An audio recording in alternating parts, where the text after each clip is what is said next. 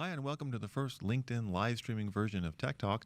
I'm Ken Mingus, Executive Editor at Computer World. I'm here with Macworld's Michael Simon. Morning. We're going to be talking about Apple hardware, in particular what's going on with Apple's decision to perhaps buy the 5G, is it the 5G modem from Intel?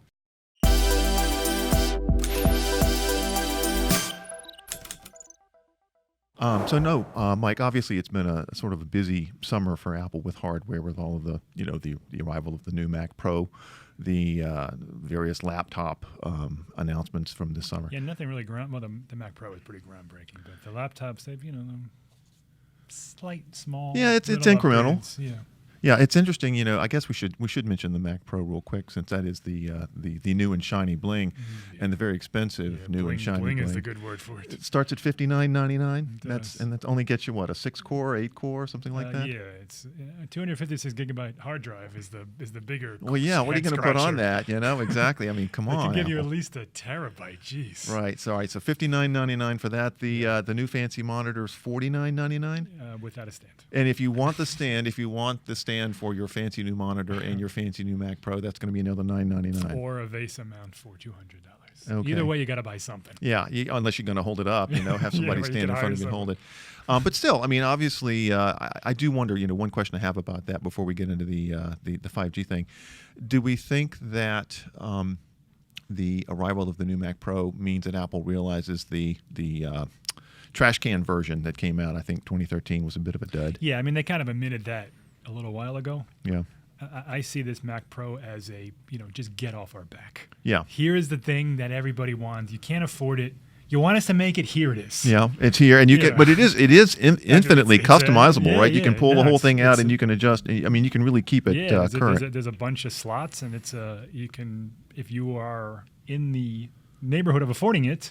Yeah, it's a Mac you've wanted for, how many years have they stopped making that now? Yeah, right. 2013 that came out. So, all right, so 6,000, 5,000, and 1,000. So that's about $12,000 just to get in the door. And you still need a little bigger hard drive. Yeah, and then you're going to have to upgrade from 256. Yeah. So that's the other thing, is that they sell, all those upgrades, and most people who are going to buy one probably going to spend upwards of $20,000 to.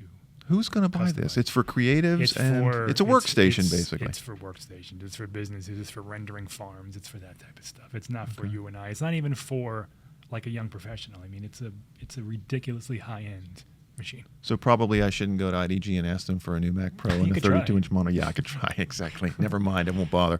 Okay. So anyway, that's and as you mentioned, the MacBook Pro has gotten some updates this summer.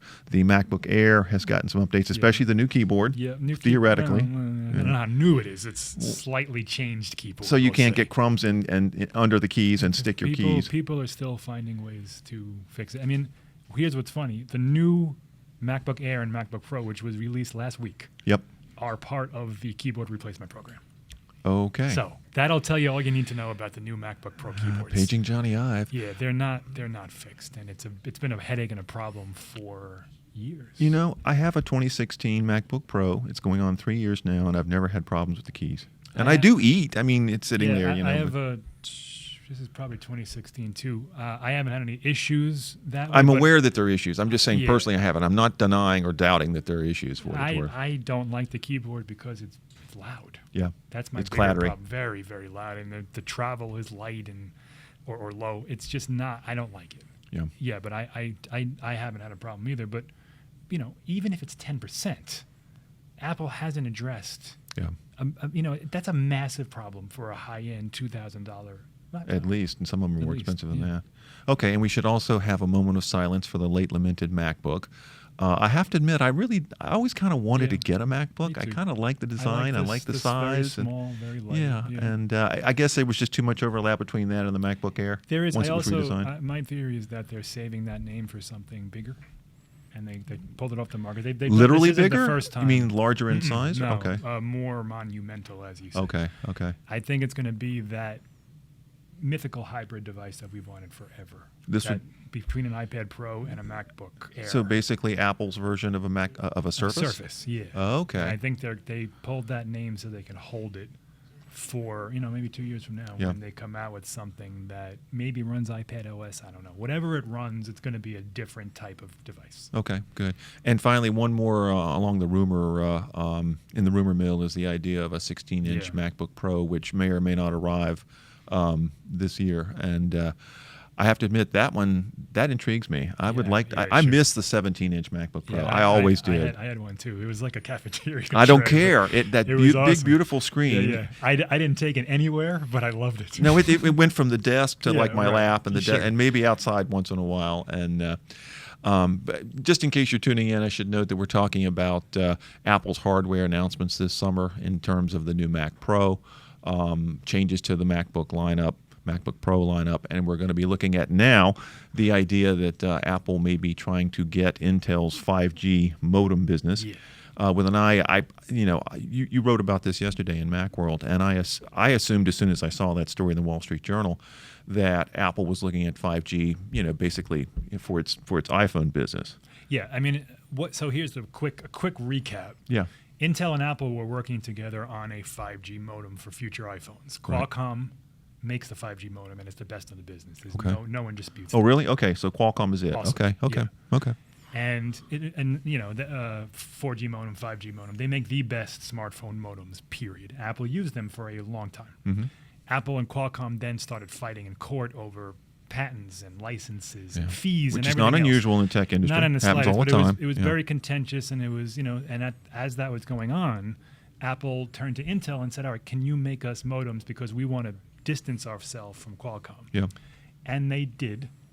They weren't as good, Right. the 4G ones, and they were working with them on a 5G one too. All of a sudden, Qualcomm and Apple settled their Friends court case. again. They're friends again. They yeah. signed a multi-year licensing agreement for chips. 6 years, right? Yeah. Yep. And Intel said, yeah, we're not doing that at all anymore. Yep. And That was in April. okay. And ever since then, I have been waiting for this story because it is tailor-made for Apple to say, course. here's $1 billion, give us what you got, we'll see what we can do with it.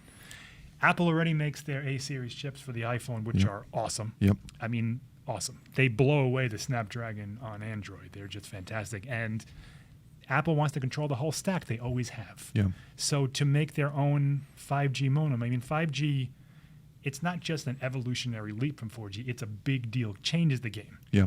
So to make their own 5G modem that stands up to what Qualcomm It makes can them a make, real it's- player absolutely. in what's coming over the next 10 years Not in terms just of phones, networking. iPads, obviously, Yeah. and I think MacBooks too. We haven't seen a MacBook with LTE connectivity. Well, this goes back to what you were talking about earlier. If they are pulling the Yes. MacBook now so that they can come back in a couple of years with some sort of hybrid device, you would have to think it would have 5G. Absolutely, yeah. I mean, 5G is a complete game changer. It gives you Wi-Fi speeds everywhere you are. Yeah. Once it's built, which is going to be years. Well, and that's the issue too. Mike and I were talking about this earlier. Is that the issue in terms of 5G and Apple is that Apple tends to wait and see where the market's going and waits for the infrastructure to be there Right. first. With the 5G networking still very much, there isn't one. It's literally like blocks long. right If it's in even very that high. small, in very Yeah. limited places. limited cities, limited geographic locations, and pinpointed to where if you take 3 steps this way, you might lose it. Yeah.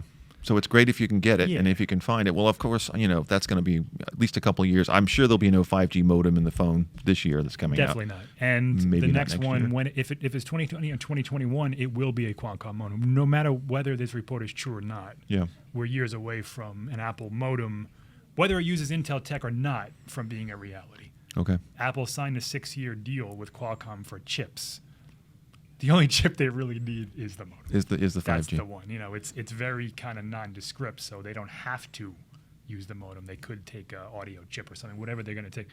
But it's I'd say 2 and 3 years away, at least maybe 4 Got it. from Okay. being reality. Just as a reminder, I'm here with Michael Simon from Macworld. I'm Ken Mingus from Computer World, and we're looking at Apple's hardware announcements this summer between the MacBook Pro changes, the MacBook demise, the new Mac Pro arrival, and now we're talking about what Apple may have in mind for future iPhones and perhaps some sort of hybrid device down the road. One of the points that you had made in your story yesterday was that this is also Apple's way of sort of getting away from patent trolls. If they can lock some of these patents down. Yeah, that was a little aside, but it's a See, I do read your stuff. it's a real problem. This is Apple's like literally every day fighting a court case from someone that says, yeah, we own that tech. Yep. Most of the time, they don't even do anything with it. They bought a patent from somewhere. They read it. They say, oh, wait, this interferes with this. Let's sue for a couple $1 million. Yeah. And it's a pretty lucrative business, and for those that have, There are some businesses that just solely exist to sue other people with patents that they own. Yeah. So by grabbing up all this 5G stuff, they're getting all of Intel's patents, and now they can say, we don't have to worry about someone else taking these and suing us. Okay. One last question before we go. I wanted to ask, with the iPhone 11 coming out. Never heard of it. Yeah, right. Never heard of it. And this is a personal question because I got my iPhone XS Max, and I want to know if I need to upgrade this year, if I can skip a year. Other than the tri camera, the 3-camera, the revamped camera system. I think that will be a big deal. Yeah. But is it enough to upgrade? From an XS, I would say no. Probably not. Or 10S, sorry. All right, that's personal advice for me, but it might be useful for you too. If you got a question, I'd be curious. In fact, how often do you folks, if you're watching us on LinkedIn Live, upgrade your iPhones if you have an iPhone? Yearly, every couple of years when it dies? I have in the past tended to be once a year. I get up at 3 a.m, do the ordering thing because I kind of have to have the latest and greatest. But I'm probably not what most people do if they're normal. It's for work, right, Ken? Okay, a couple questions coming in. One about the MacBook. When is the MacBook with i9 coming? The MacBook with the Core i9. The i9. Core i9 chip. Okay. The MacBook The MacBook Pro, itself, the MacBook is the one that's been killed, but the MacBook Pro and the Mac, yeah. Yeah, the MacBook Pro would get the Core i9, and correct me if I'm wrong, but isn't that a BTO option now? I think it is. It certainly it certainly is now, and it might have been earlier. Yeah, maybe they're talking about the 9th generation processor. Well, the new ones, the MacBook Pro that's just been announced and the revamped MacBook Air are available now. So if you go onto the Apple site, you can check and see. Some of them start off with, I think, an i7, and or an i5. Yeah, but I think like I said, I don't have it off the top of my head, but I think the Core i9 8th gen is available in the MacBook Pro now. I mean, they're always, and you can upgrade to the 9th gen. Isn't the 9th gen one of the new things? They're always a little behind in Apple world, and I get confused because I work for PC World as well, and I have all these numbers in my head. But I'm nearly certain that the Core i9. I remember looking at the specs. It's not a base model. I mean, you got to correct. You're going to have to pay more money for the i9 if you decide to upgrade. But check the Apple site, go to the BTO option, and I believe the i9 is an option there. Next question. One other question asking about battery health for the iPhone. About battery? Battery health? Yeah. Battery health. Good point. I mean, I cover phones for a living all the time. Yes. And Apple, they're consistently the best. Yeah. I mean, they've gotten dinged about some of the issues with older phones and batteries and but scaling. They've gotten better. Even those have gotten better. Yeah. The thing that we're waiting for, the thing I'm waiting for, is this big breakthrough in battery tech that gives us like 3 to 5 days. Yeah. And it's just not there. They last a day. It's not there for anybody, though. It's not just Apple. That's true of all mobile devices you'll right now. get through a day with any iPhone. Mm-hmm. Most high-end Android phones, and most mid-range Android phones, to be honest. I mean, listen, I would love for Apple to put like a 5,000 milliamp hour battery in this thing and have it last like 3 days. They're not going to do that. Yeah. They're going to give you just enough to get through 24 hours. Yeah. And until the technology changes that they can give you that same or more in the same small form factor. They've decreased the battery size before. Yeah. Just so they can still get that 15 to 18 hour range that they consistently.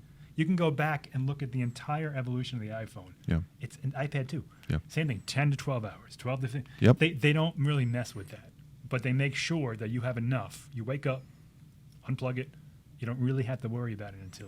Well, I mean, and think about that though. It sounds like Apple's not doing anything, but when you think about how iPhones and what they're capable of now, compared to say 5 years ago or the original iPhone, they're doing so much more, processing so much more, and yet they're able to maintain the same. Yeah, and as far as health goes, they took some lumps last year. And with that rightfully whole so. issue where they weren't paying attention to older phones. People said that they were deprecating them. I don't know how true that is, but they took note. They fixed it. They addressed older phones. They addressed newer phones. They gave you that upgrade program. Yep. They lowered the price of battery upgrades even after that. Yep. And they showed you that, yeah, all right, fine. Maybe we should have paid more attention to those older phones, but they're doing that now. So these phones, these newer ones, when they're 3 generations old, they shouldn't have those issues anymore. Got it. Okay, so there's your answer on the battery phone. I mean, the battery health on. But I want iPhones. an iPhone that lasts like a week, man. Well, we might be able to find one for you, but it'll cost you about $5,000. And it'll be 6 inches thick. All right, good. So to recap real quick, Apple's had a bunch of hardware announcements this year. The new Mac Pro coming out this fall. The revised Mac Pro coming out this fall. Yeah. New MacBook Pro, new MacBook Air, dead MacBook, rumored 16-inch MacBook Pro, which I'm hoping for. And of course, this fall there'll be a new iPhone as well. And this is the simpler lineup. I know. Well, it is simplified. So we should probably wrap it up there, Michael. I think that we covered a lot of territory in a short amount of time. So thank you for that. Thank you. A couple things to note. If you have enjoyed this, please subscribe to our LinkedIn page. We will be doing more of these live videos this summer. We're going to be looking at things like Android Q. We're going to have our Windows expert, Preston Gralla, back to talk about answering your Windows 10 questions. I'm sure we'll have you back at some point to talk about the new phone, if you'll make it. In the meantime, we also have a YouTube channel. We'd love for you to subscribe to that as well. So I think that'll do it for now. Thanks very much for watching. I'm Ken Mingus, Executive Editor of Computer World. For Michael, have a great day.